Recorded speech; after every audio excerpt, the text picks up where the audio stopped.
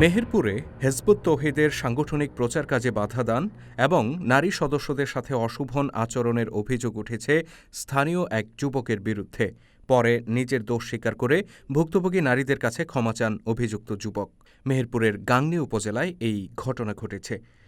জানা যায়, গত বৃহস্পতিবার বিকেলে হেজবুত তৌহিদের মেহেরপুর শাখার ৩ জন নারী সদস্য সাংগঠনিক প্রচার কাজের অংশ হিসেবে গাংনী উপজেলার বটমুরা গ্রামে গণসংযোগ করছিলেন। এ সময় স্থানীয় শহীদুল ইসলামের ছেলে সিঙ্গাপুর প্রবাসী আক্তারুল ইসলাম তাদের প্রচার কাজে বাধা দেন এবং অত্যন্ত কুরুচিপূর্ণ ভাষায় তাদের সাথে কথা বলেন।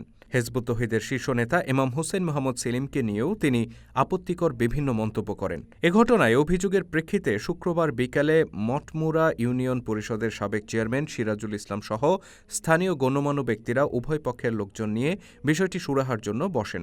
বৈঠকে অভিযুক্ত আক্তারুল ইসলাম জনসম্মুখে নিজের দোষ স্বীকার করেন এবং ভুক্তভোগী নারীদের পা ধরে ক্ষমা চান। আক্তারুল ইসলাম জানান, ফেসবুকে প্রচারিত ধর্মীয় বক্তাদের বিভিন্ন বক্তব্যে বিভ্রান্ত হয়ে তিনি হেজবুত তৌহিদ সম্পর্কে নেতিবাচক ধারণা পোষণ করে আসছিলেন। তবে এই ঘটনার পর তিনি হেজবুত তৌহিদ সম্পর্কে বিস্তারিত জানার পর নিজের আচরণের জন্য অনুতপ্ত। হেজবুত তৌহিদের মেহেরপুর জেলা শাখার সভাপতি শাহরুল ইসলাম বলেন, এক শ্রেণীর বক্তার মিথ্যা ওয়াজে আক্তারুলের মতো অনেকেই হেজবুত তৌহিদ সম্পর্কে বিভ্রান্ত হচ্ছেন। এ ধরনের বিদ্বেষপূর্ণ বক্তব্য থেকে বিরত থাকতে তিনি বক্তাদের দৃষ্টি আকর্ষণ করেন। মঠমুরা ইউনিয়ন পরিষদের সাবেক চেয়ারম্যান সিরাজুল ইসলাম জানান, বিষয়টি শোনার পর উভয় পক্ষের লোকদের নিয়ে শান্তিপূর্ণভাবে বিষয়টির দ্রুত সমাধান হয়েছে।